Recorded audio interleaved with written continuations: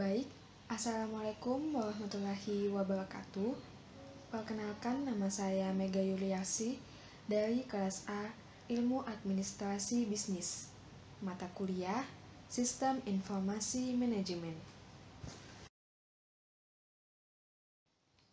Baik, pada kesempatan kali ini saya akan membawakan sedikit materi tentang data, informasi, dan knowledge.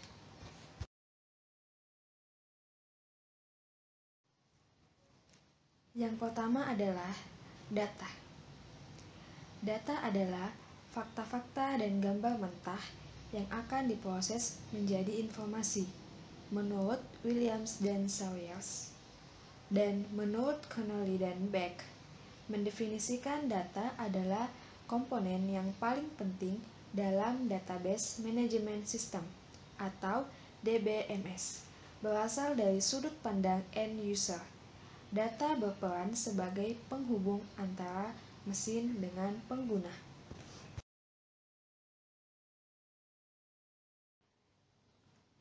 Selanjutnya, informasi. Informasi adalah data yang sudah dibentuk menjadi sebuah bentuk yang memiliki arti dan berguna bagi manusia, menurut Kenneth dan Loudon. Sedangkan menurut Widayana, mendefinisikan informasi merupakan data yang telah disusun dan disertai dengan referensi terhadap suatu hubungan atau konteks yang mempunyai arti untuk pengambilan keputusan.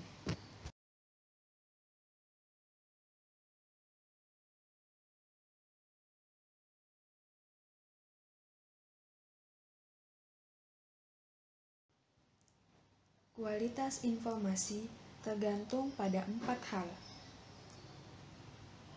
Yang pertama, akurat.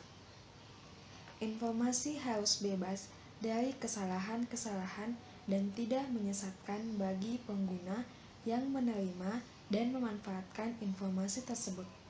Akurat juga berarti informasi harus jelas mencerminkan maksudnya. Yang kedua, tepat waktu. Informasi yang diterima harus tepat pada waktunya.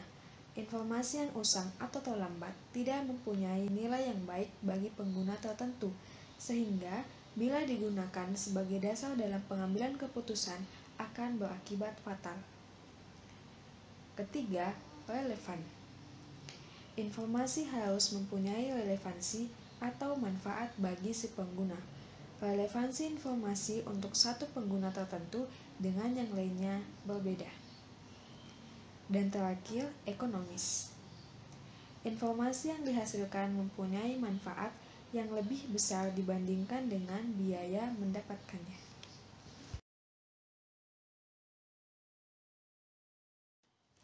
Selanjutnya, knowledge. Knowledge adalah informasi dilengkapi dengan pemahaman pola hubungan dari informasi disertai pengalaman, baik individu maupun kelompok dalam perusahaan. Knowledge merupakan penerapan informasi yang diyakini dapat langsung digunakan untuk mengambil keputusan dalam bertindak. Menurut Widayana, dari teori di atas dapat disimpulkan bahwa knowledge merupakan kumpulan informasi yang dimiliki oleh individu dan dijadikan sebagai keahlian mereka serta digunakan untuk menyelesaikan masalah atau mengambil tindakan yang lebih efektif. Yang pertama, jenis knowledge.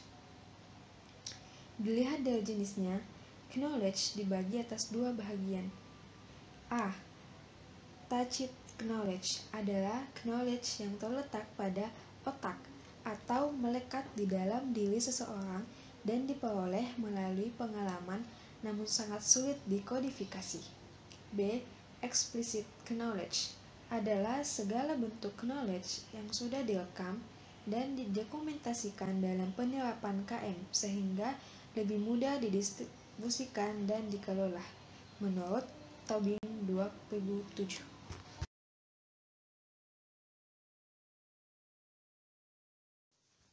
Adapun perilaku informasi. Perilaku informasi merupakan keseluruhan perilaku manusia yang berkaitan dengan sumber dan saluran informasi. Merupakan upaya untuk menemukan informasi dengan tujuan tertentu sebagai akibat dari adanya kebutuhan untuk memenuhi tujuan tertentu. Merupakan perilaku di tingkat mikro, berupa perilaku mencari yang ditunjukkan seseorang ketika berinteraksi dengan sistem informasi. Pengguna informasi adalah pihak yang menerima atau menggunakan informasi. Pengguna informasi dapat menentukan kualitas seperti apa, menyampaikan apa, dan bagaimana kebutuhan informasi mereka. Penyedia informasi harus bekerja dengan pengguna untuk menentukan kebutuhan mereka dan bekerja sama dengan sumber informasi lain. Pengguna merupakan prioritas utama kelangsungan hidup sistem informasi. Kebutuhan informasi. Pengguna membutuhkan informasi yang akurat, relevan, ekonomis, cepat, tepat, serta mudah mendapatkannya. Pada saat ini, pengguna dihadapkan kepada beberapa permasalahan, seperti banjir informasi. Informasi yang disajikan tidak sesuai, kandungan informasi yang diberikan kurang tepat, jenis informasi kurang relevan, bahkan ada juga informasi yang tersedia namun tidak dapat dipercaya. Permasalahan tersebut menjadi sebuah tantangan bagi penyedia informasi. Informasi menjadi kebutuhan pokok bagi pengguna tertentu, sehingga jika kebutuhan informasinya tidak terpenuhi, akan menjadi masalah bagi pengguna. Informasi dibutuhkan pengguna bertujuan untuk menambah pengetahuan dan meningkatkan keterampilan yang pada akhirnya dapat mengubah sikap dan perilakunya.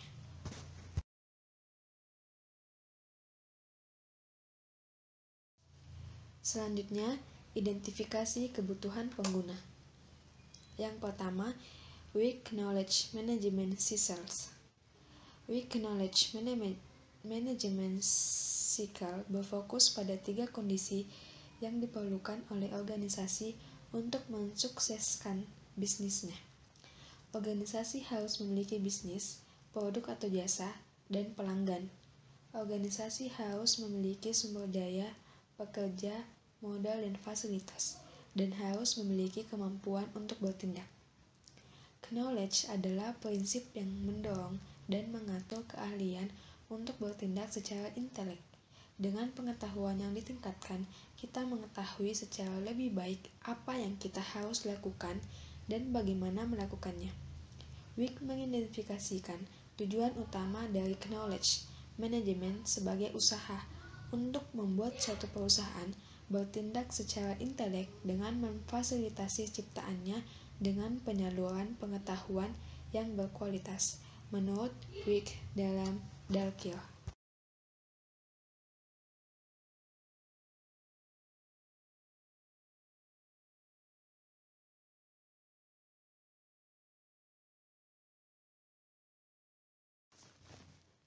Empat tahapan dalam siklus Knowledge Management Week.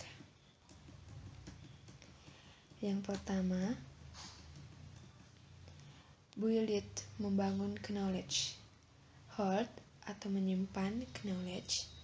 Ketiga, pull atau mengumpulkan knowledge.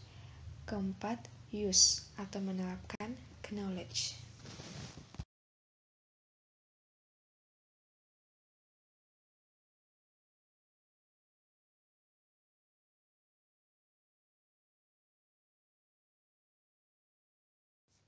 Adapun membangun knowledge terdiri dari 5 aktivitas penting.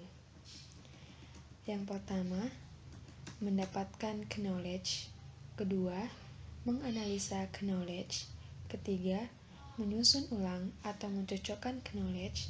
Keempat, mengkodifikasi knowledge. Kelima, mengatur knowledge.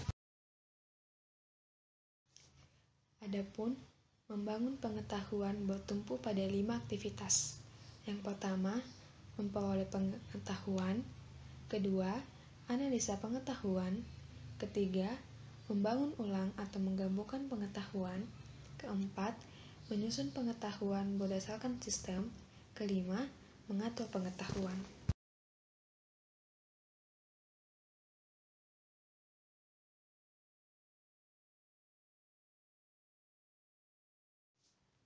Analisa pengetahuan terdiri dari yang pertama, mengekstrak apa yang ada dari pengetahuan yang didapat. Contohnya, menganalisa transkrip, mendengarkan penjelasan dari narasumber pengetahuan, dan memilih konsep untuk tujuan berikutnya. Kedua, mengidentifikasikan pola yang sudah terekstrak, contohnya trend analysis. Ketiga, menjelaskan hubungan antara potongan-potongan pengetahuan, contohnya membandingkan suatu hubungan antara pengetahuan. Dan yang keempat, menverifikasikan materi yang sudah terekstrak dari sumbernya.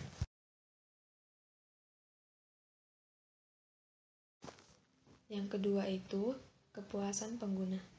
Kepuasan merupakan respons pengguna terhadap evaluasi ketidaksesuaian yang dirasakan antara harapan sebelumnya dengan informasi yang dirasakan setelah pemakaiannya. Kepuasan pengguna sebagai tanggapan emosional pada evaluasi terhadap pengalaman pengguna dari informasi yang dipakainya. Kepuasan pengguna merupakan evaluasi pengguna di mana alternatif yang dipilih sekurang-kurangnya sama atau melampaui harapannya. Ketidakpuasan pengguna akan timbul jika hasil atau outcome tidak memenuhi harapannya. Kepuasan tidak selamanya diukur dengan uang, tetapi lebih didasarkan kepada pemenuhan perasaan tentang apa yang dibutuhkan seseorang. Kepuasan dapat dipandang sebagai suatu perbandingan apa yang dibutuhkan dengan apa yang diperolehnya. Berhubungan dengan kepuasan pengguna, identifikasi dan pengukuran kebutuhan informasi dalam rangka memenuhi kepuasan pengguna menjadi hal yang penting dan esensial bagi setiap sumber informasi. Hasil identifikasi dapat memberikan umpan balik dan masukan bagi keperluan pengembangan informasi dan implementasi strategi peningkatan kepuasan pengguna.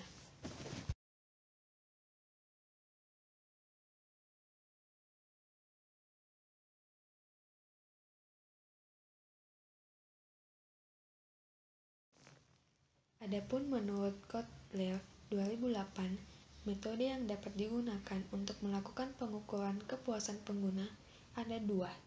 Yang pertama, menangkap keluhan dan saran. Sumber informasi memberi kesempatan seluas-luasnya kepada pengguna untuk menyampaikan saran dan keluhan, misalnya dengan menyediakan kotak saran, kartu komentar, customer hotliness, dan sebagainya. Kedua, survei kepuasan pengguna. Penelitian atau survei tentang kepuasan pengguna perlu dilakukan untuk mengetahui bagaimana reaksi atau tanggapan langsung para pengguna terhadap produk atau jasa yang disediakan. Penelitian mengenai kepuasan pengguna umumnya dilakukan dengan penelitian survei, baik melalui pos, telepon, maupun wawancara langsung.